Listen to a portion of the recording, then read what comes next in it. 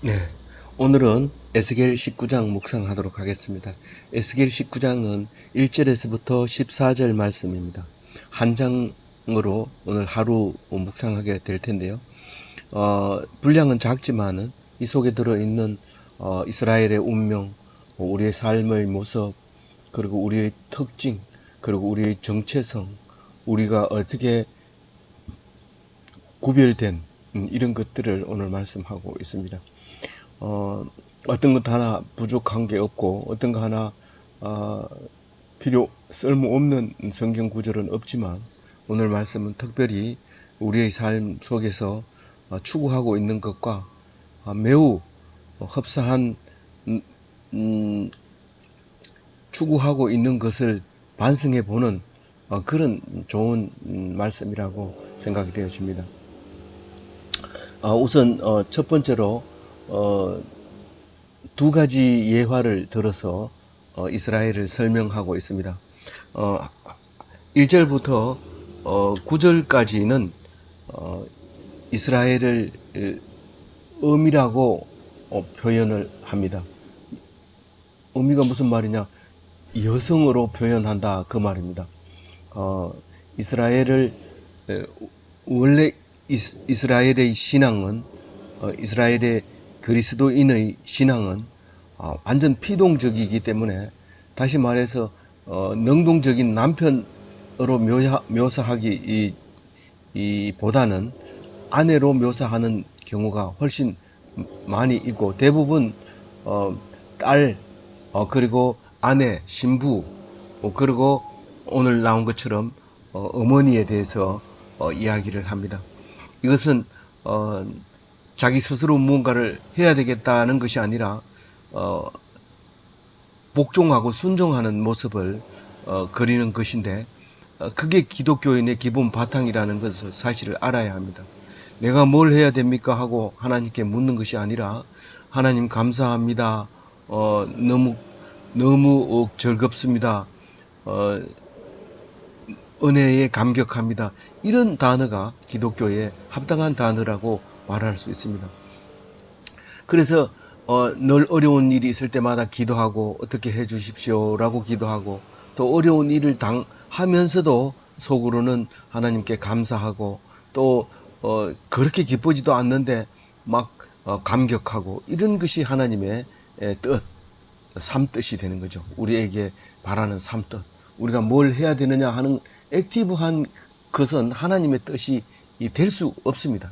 오직 우리는 감사와 찬송과 기도, 그 기쁨, 그것만 하나님께서 우리에게 원하시는 것입니다. 소 많이 잡아서 제사 지내는 거 아닙니다. 그리고 높아지는 것도 아니고 오래 사는 것도 더더욱 아니고 건강하게 사는 것 또한 아닙니다. 하나님께서 필요하시면 데려가시고 또 하나님께서 하시는 일에 대해서 우리가 대들고 거역하고 훈련하고 이기고 이런 용어들은 기독교에 맞지 않습니다. 그러니까 말씀을 묵상할 때도 그 단어들을 사용하는가 살펴보면서 우리가 성경 말씀에 합당한가를 보시면 되겠습니다. 그리고 오늘 말씀 중에서 다른 하나의 비유가 있습니다. 어머니 말고 다른 하나의 비유가 있는데 포도나무입니다.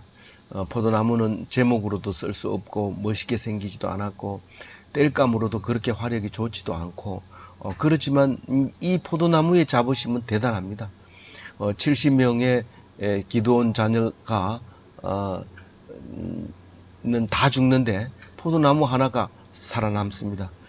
그래서 그 기드온 아들 중에서 서자의 아들이 반역을 일으켜서 그 많이 낳은 든든하다고 생각한 70명의 아들들이 바위 위에서 몰살을 하게 되는데 우리가 세상에서 자녀를 자랑할 것입니까? 재산을 자랑할 것입니까? 건강을 자랑하실 것입니까? 무엇을 자랑할 겁니까? 오직 보잘것없는 하찮은 등쿨나무 포도가 하나님 앞에서 사람을 즐겁게 하는 그 포도나무로서의 할 일을 다 할 때 하나님의 사랑을 받고 하나님께서 기뻐하심을 입을 수 있다는 사실을 오늘 묵상 속에서 깨달아 가시기 바랍니다. 오늘 1절 제가 읽습니다. 너는 이스라엘 고관들을 위하여 애가를 지어 부르라. 내 의미는 무엇이냐? 암사자라. 그가 사자들 가운데에 엎드려 젊은 사자 중에서 그 새끼를 기르는데, 애가를 지으면 그냥 슬프다, 죽어서 가슴 아프다 이렇게 애가를 지으면 삭막해가지고 그만 듣기 싫어서 다 나가버리고 맙니다. 그런데 그렇게 삶을 묘사하고 그리고 애절하게 지어놓으면 많은 사람들이 그 슬픔이 있는 그 애가를 그걸 듣기 좋아하는 겁니다. 그걸 듣고 싶어 하는 겁니다.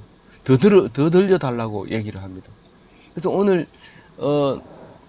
하나님께서 에스겔에게 바벨론 땅에서 포로 수용소에서 사실 포로 수용소에서 힘들고 어려울 것 같지만 사실은 시간이 많습니다. 시키는 것만 하기 때문에, 걱정 근심 안 하기 때문에. 우리가 왜 시간이 없냐면 이 일도 해야 되고 저 일도 해야 되고 이것도 해야 되고 저것도 해야 되니까 바빠서 성경 공부를 안 하는 거죠. 포로가 돼 가면 아무 일도 안 하고 시키는 것만 하기 때문에 하라 그러면 했어요. 그리고 잠시 하고 와서 또 성경 보면 되거든요. 근데 이 에스겔은 포로 수용소에서 하나님 말씀만 쭉 하고 이제 듣고 있고 또 그 말씀을 선포하고 있습니다. 그래서 오늘 이스라엘 고관들을 위하여 애가를 지으라고 얘기합니다. 이 고관들은 고향 땅에 있었다면 엄청 높은 자리에서 호의호식하고 살 수 있는데 붙들려 와가지고는 오히려 더 고역을 당합니다. 똑같은 노역을 해야 될 뿐만 아니라 그 노역에 대한 책임까지도 져야 될 그런 어려움에 처해지게 되는데, 그 사람들에게 우리의 정체성에 대해서 노래를 지어가지고 얘기해라. 근데 결론은 망해서 없어질 그 예루살렘에 대해서 애가를 지어라, 송가를 지어라, 만가를 지어라 이 말입니다. 죽었을 때 부르는 노래를 말하는 거죠. 근데 애가를 지어서 부르는데 맨 처음에 네 어머니는 무엇이냐? 암사자라. 이 다른 동물들 보다가 사자는 목의 사회입니다. 굉장히 힘은 수사자가 세지만 암사자가 대장입니다.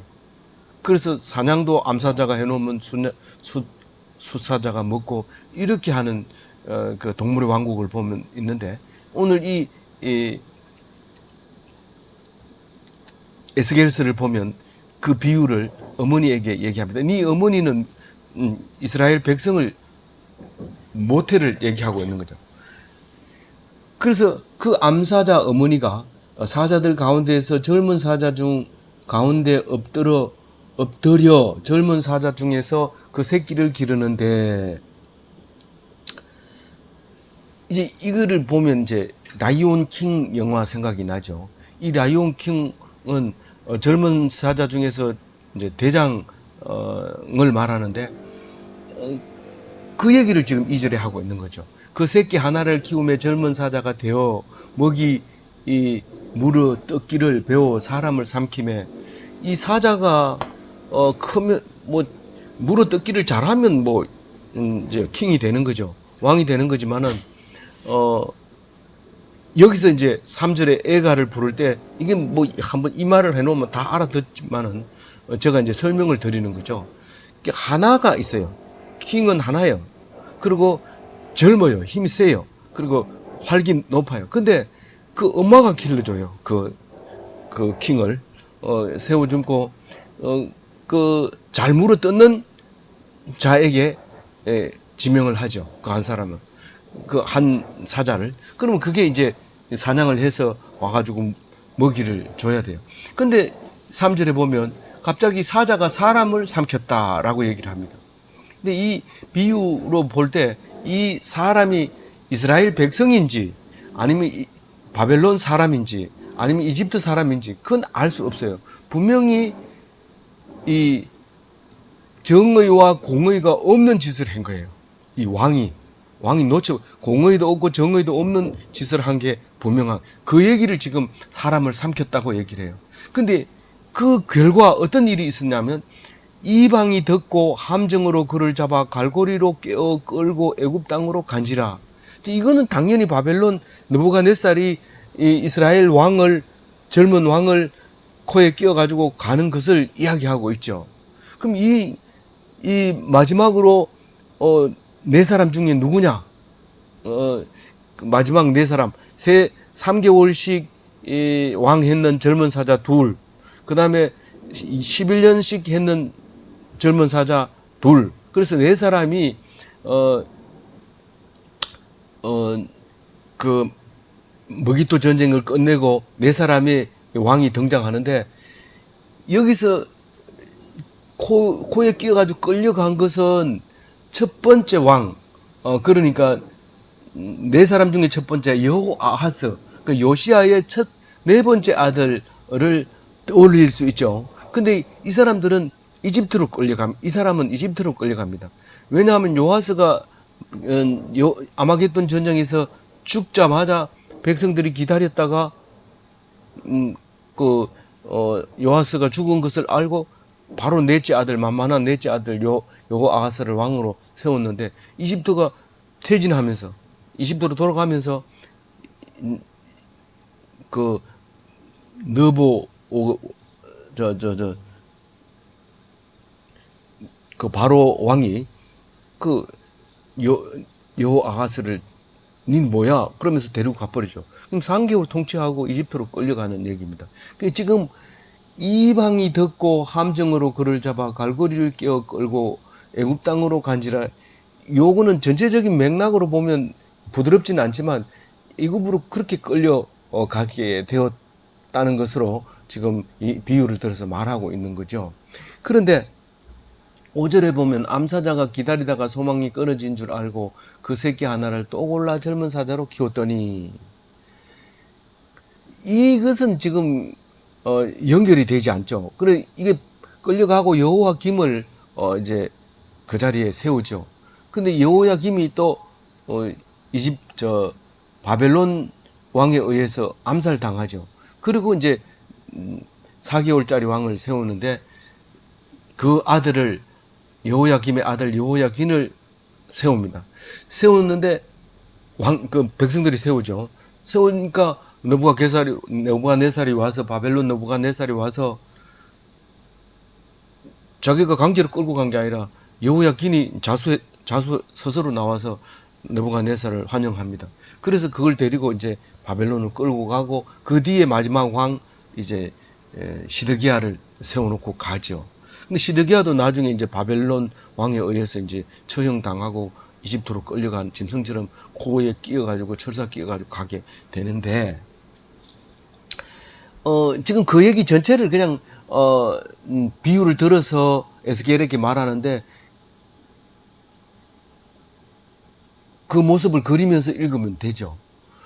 그래서 암사자가 기다리다가 소망이 끊어진 줄 알고 그 새끼 하나를 또 골라 젊은 사자로 키웠더니 6절에 젊은 사자가 되매 여러 사자 가운데 왕래하며 먹이를 물어 뜯어 뜯기를 배워 사람을 삼키매, 이 왕이 돼 가지고 이제 이게 왕이구나 그러면서 이제 왕의 폼을 이제 딱 잡게 되면 그 공의와 정의를 또 행하지 못하는 거죠.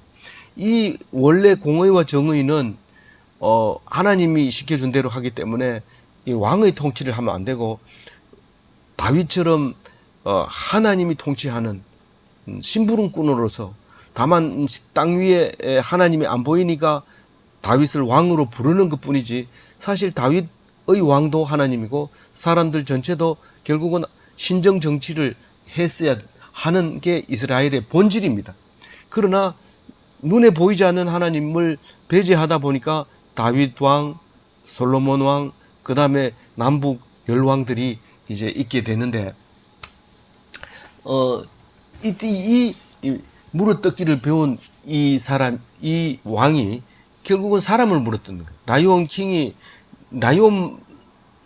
그 사자들을 먹여 살리는 그 사냥을 배워야 되는데 사람이 약하고 그렇다고 해서 그냥 사람을 삼켜버립니다. 근데 이거 그냥 놔두지 않죠. 절대로 그냥 둘 수 없죠. 근데 그 사람을 삼키는 모습을 실제 이제 그림을 그리고 있는데, 그의 궁궐을 헐고 성읍을 부수니 그 우는 소리로 말미암아 땅과 그 안에 가득한 것이 황폐한지라. 이거를 다른게 얘기하면, 궁궐을 헌다는 것은 왕궁의 위기 질서를 완전히 무너뜨리는 것을 얘기합니다.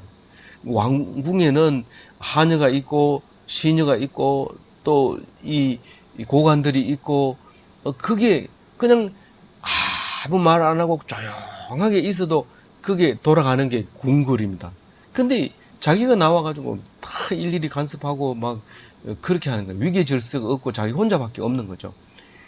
그게 결국은 사람을 삼키는 이제 모습 중에서 일부를 이제 얘기하고 있고요. 성읍을 부수고, 백성이 없어요. 그냥 자기 그냥 행패를 부리는 거죠. 그리고 우는 사자의 소리로 완전히 공포 분위기를 조성하는 거죠. 어, 야, 사자가 나타났다. 그럼 막 도망가야 되고, 장사하면서 이렇게 덤으로 더 주기도 하고 깎기도 하고, 이런 시장이 없어져 버린 거예요. 왜냐하면 사자가 다니니까요. 게으른 사람은 참 좋죠. 집에 딱 들어앉아 있습니다. 나가라 이러면 사자가 거리에 있다 이러면서 안 나갑니다. 그러니까 그 성읍 자체가 전부 황폐해질 수밖에 없는 거죠. 그리고 땅이 황폐하고, 이스라엘 전체가, 예루살렘이 저렇게 하니까 이스라엘 전체가 지금 황폐해집니다. 성 안에 안 살지만 이스라엘 백성이라는 자부심이 대단하고, 또 절기가 되면 예루살렘으로 찾아간다고 하는 그 근본이 있기 때문에, 뿌리가 있기 때문에 이사를 가도 멀리, 예루살렘으로부터 멀리 떨어지지 않고 가까이 이렇게 살고 있는 이스라엘 백성을 생각하면 이 땅이 황폐해졌다는 게 무슨 말인지 알게 되겠죠. 그리고 그 안에 가득한 것이 황폐하게 된다. 이 성 안에 있는 것도, 예루살렘 안에 있는 것도 다 황폐해질 짓기 때문에 그렇게 됐다는 거예요. 그게 사람을 물어뜯었다고 표현하는 것 속에 들어있지 않나, 그 말씀입니다. 근데 이것을 이방이 듣습니다. 듣는데, 이건 요번에는 이집트가 아니라 바벨론에서 이거를 듣고 멀리 먼 지방에서 포위를 하러 옵니다. 이 8절 해석이 좀 앞뒤로 문서가 부드럽지 않지만, 히브리어 자체가 이렇게 단어로 만들어서 연결이 되어 있었지, 접속사가 지금처럼 이렇게 많이 없어서 여기 붙일 수도 있고 저기 붙일 수도 있고 이러다 보니까 이 말이 매끄럽지 못한 부분들이 있습니다. 그래서 제가 이방인들이 포위하려고, 바벨론이 포위하려고 예루살렘에 왔습니다. 먼 지방에서 올라왔는데 그물을 치고 함정을 파서 잡았어요. 그 안에 있는 사자를. 이 이야기는 이제 그 17장에도 나오고 12장에도 나와요. 그물을 쳐서 그 왕을 잡는, 하나님이 잡았다 하고 바벨론이 잡았다 하고 이렇게 두 번 나옵니다. 근데 오늘 이제 다시 나오는데, 이거는 이제 사자를 잡는, 그물을 치고 함정을 잡는다. 이 앞에는 올무를 놓아, 그물을 치고 올무를 놓아 새를 잡듯이 잡는 것을 말하는 거고, 이거는 사자를 잡으려면 이 올무 놔가지고 안 됩니다. 힘이 너무 세기 때문에. 그래서 함정을 파서 그냥 들어가서 찔러 죽여야 되죠. 끌고 나오든지, 갈고리를 양쪽에 끼워서 끌고 나오든지, 그렇게 해야 되는 거죠. 그래서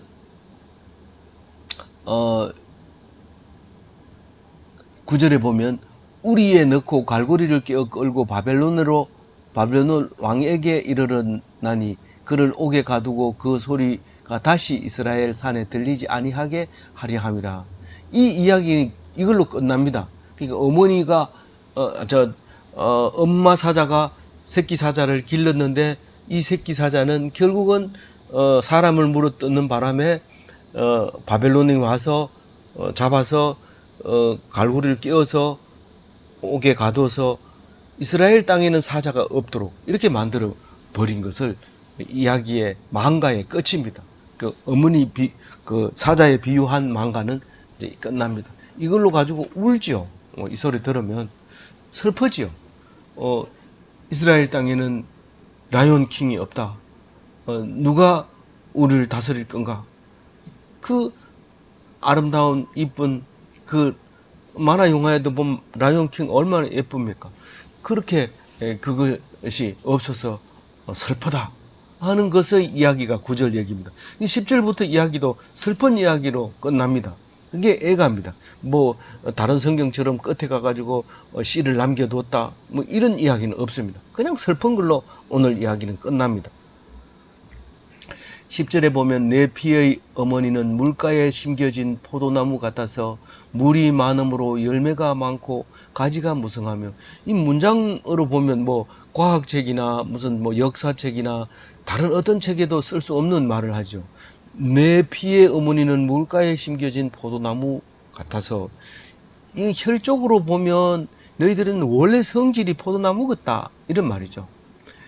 그렇게 묘사하고 있는 거죠. 이거 이제 예언서 중에서도 환상을 보고 예언하는 사람들 같은 경우는 이런 것이 훨씬 더 많이 나오죠. 앞으로도 이제 에스겔은 그런 게 많이 나옵니다. 그래서 이 유대에 심겨진 이 포도나무는 아주 척박한 땅에 같이 보이지만 그게 열매를 많이 달리는, 가지가 잎사귀가 무성하고 가지가 무성한 그런 나무가 달린데 너가 꼭 그렇게 닮았다 이 말입니다. 이스라엘 백성이 그 잘 자라는 포도나무하고 비슷하다. 11절에 그 가지들은 강하여 권세 잡은 자의 규가 될 만한데 그 하나의 키가 굵은 가지 가운데서 높았으며 많은 가지 가운데서 뛰어나 보이다가, 이 말은 생각해 보세요. 되돌려서 생각해 보면 그 강하고 키가 크고 굵고 높은 뛰어난 뭐가 있는데 그게 왕이죠. 그런 왕이 그래서 권세 잡은 자의 규가 될 만한 것이 보인단 말이에요. 포도나무 덩굴도 왜요? 잘 자란 거 보면요 든든하고 뭐 그걸 몽둥이로 사용해도 되고 뭐 크기만 크면 얼마든지 할 수 있었던 그런 그 규가 될, 규는 뭐 길이가 클 필요 없습니다. 지팡이 큰 거는 지팡이만 하고 작은 것은 여기 달릴 때 바튼만한 그런 크기의 규인데 그걸 들고 있으면 왕이라는 걸 알게 되죠. 그래서 권력의 규라고 얘기하잖아요. 권세 잡은 자의 규라고 얘기하는데 그 권세를 표현하는 그 규를 만들 만한 그런 포도나무가 있었다는 거죠. 그리 이 보면은 다윗 왕이 그랬고 솔로몬 왕이 그랬단 말이에요. 그 가지는 사실은 이스라엘의 원가지는 아닙니다. 다윗은 유대 12지파 중에 한 개의 가지 다윗. 뭐 다윗은 처음부터 그렇게 가지로 명명되어 왔고 대표는 아니었던 거죠. 그러나 결국은 이제 이 에스겔서를 기준으로 그 뒤에 쓰여진 것은 다 유대교로 이제 발족하게 되는 신학이 발달하게 되는 거죠. 그래서 이제 다윗이고 솔로몬 때는 진짜 이 세상을 정복하는 왕인 줄 알았어요. 그랬는데 아니라는 거죠. 12절에 분노 중에 뽑혀서 땅에 던짐을 당하며 그 열매는 동풍에 마르고 그 강한 가지들은 꺾이고 말라 불이 탔더니, 분노, 하나님의 분노죠. 왜 분노했다고요? 가증한 짓을 하고 우상을 섬겼기 때문에 그렇다는 거죠. 그러니까 왜 다른 나라도 똑같이 망할 때가 있고 성할 때가 있는 거지 왜 이스라엘만 꼭 망한 거를 하나님이 하나님을 안 섬겨서 그렇다고 얘기합니까? 기독교에 똑같습니다. 다른 사람처럼 다 죽어요. 관속에 들어가고 땅에 묻히고 오래되면 썩어요. 파보면 알아요. 다 썩어요. 근데 왜 안 죽는다고 하고 살아난다고 얘기합니까? 그게 믿음이죠. 그게 신앙이죠. 그게 성경이죠. 이 구약 없이 예수님만 믿어가지고는 모르는 거예요. 거짓말 하는지 사기치는지 어떻게 알아요? 이 구약 속에서 다 가르쳐 주고 있잖아요. 특별 은총이죠. 특별 은총. 일반 은총 속에서 특별 은총으로 바꾸는 거죠. 그게 기술자죠. 엔지니어죠. 우리는 성경을 읽을 때마다 바로바로 바꾸는 기술이 날마다 늘어나고 있는 거죠. 아주 능수능란하게 되는 거죠. 그래서 하나님의 분노 때문에 땅에서 뽑힙니다. 아무리 좋은 나무도 땅에서 뽑히면 살 수가 없습니다. 근데 잠시 뽑혀가지고 바짝 마른 것 같아도 심으면 살아날 때가 있습니다. 고추 모종도 그렇고 다른 모종도 뽑아가지고 이거를 잘 살게 하려면 약간 쓰들쓰들하게 말려야 돼요. 그냥 뽑자마자 옮기면 오히려 죽을 가능성이 있어요. 근데 뽑아서 살짝 말려가지고 버릴 때쯤 됐는데 심으면 그게 아주 강한 뿌리를 내리게 되는데 모도 마찬가지입니다. 모도. 그런데 우리는 그건 잘 모르죠. 그리고 또 그게 크게 차이가 안 나니까 그냥 그렇게 하지 않는 거죠. 그러니까 던짐을 당해서 달려있던 열매는 동풍에 마르고, 동풍은 여러 번 나온 거죠. 사막에서 불어오는 뜨거운 열풍을 말하는데, 딱 지나가면 다 말라버립니다. 그 강한 가지는 꺾여서, 말라 불에 탔더니, 마르면 쉽게 타버리죠. 마르면 쉽게 타버립니다. 근데, 이제는 완전히 망한 거죠. 이게 슬픈 거죠. 그래서 슬픈 건데, 거기다가 이제는 합니다. 13절. 우리 목사님이 제일 예배 끝날 때, 이제는 하고 얘기하는데, 이 3000년 전, 2500년 전 이 이야기들은 전부 이제 때문에 지금 이야기를 하고 있는 거지, 과거 역사를 지금 공부하고 있는 게 아니라는 겁니다. 그래서 이제는 어떻게 됐다고요? 광야 메마르고 가물이든 땅에 심겨진 바 되고, 그 말라 비틀어진 그 열매는 다 수들수들해서 버려졌고, 일부는 꺾여져 가지고 말라진 거는 불에 던져버리고, 남은 거 그 대공만 남은 거 그걸 가지고 이제 그 사막에다가 심는 거예요. 물도 없는 그 사막에다 딱 심었는데 마지막 14절이 모든 얘기가 다 들어 있어요. 불이 그 가지 중 하나에서 붙어 나와 그 열매를 태우니 권세 잡은 자의 규가 될 만한 강한 가지가 없도다 하라. 이것이 애가라. 후에도 애가가 되리라. 이 과거의 이야기를 오늘 가져와서 울면서 노래합니다. 그런데 이 노래가 2500년 뒤에 전중함이가 또 이야기를 하면서 슬퍼할 것이 할 노래다. 그 얘기를 하고 있잖아요. 불이 가지 중에 하나에서부터 나와서, 옛날에 그 산림이 우거지면 자연 발화가 돼서 산림을 다 태웁니다. 하나님이 그렇게 태웠죠. 불을 일으켜서 태우게 됩니다. 근데 이 포도도 너무 가뭄이 들고 쨍쨍 햇볕이 내리쬐는 그 바닥에서 크게 불을 자연 발화를 시키는 거죠. 그래서 나와가지고 그 가지 때문에 불이 붙어서 그 열매를 마저 태우고, 이게 꽤 쓸만한 것 같았는데 강한 가지도 하나도 없이 다 타버려서 이젠 쫄딱 망했다. 이제 그 얘기를 하고 있습니다. 그런데 2500년 뒤에 500년 뒤에 예수님이 오시죠. 지금 2000년 전에 오셔서 히브리 말씀에 이릅니다. 아들에 관하여는 하나님이 이어 주의 보좌는 영영하며 주의 나라의 균은 공평한 균이이다. 이게 이제 사람을 안 잡아먹는 사자, 규가 될 만한 포도나무, 그걸 말하는 거죠. 예수님을 말하는 거죠. 마태복음에서는 예수께서 나와 말씀하여 이르시되 하늘과 땅의 모든 권세를 내게 주셨으니, 이 권세를 받은 그 규가 예수님이에요. 하나도 없는 것 같아도, 통곡을 해도 하나님께서는 씩 웃으시면서 봐라, 숨겨놨다. 내가 너를 버리겠느냐? 내가 왜 너를 버리겠냐? 네가 아무리 잘못했다 하더라도 네가 돌아오기만을 기다린다. 네가 돌아오면 용서해 줄게. 그런 말씀을 하시고 계시잖아요. 그래서 우리는 어떤 환난에도 세상에 이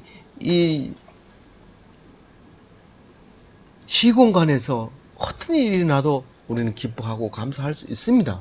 예수 그리스도의 이름으로 이기고 능히 잘 살 수 있습니다. 그걸 모를 때는 비관하고 비참하고 쓸쓸하고 외롭고 돌겠고 터지겠고 골 때리고 그런 일이 생기는 거죠. 근데 예수 믿으면 그런 것을 헷가닥 바꿔가지고 은혜로 바꾸고 찬양으로 바꾸고 기쁨으로 바꿉니다. 오늘 또 여러분은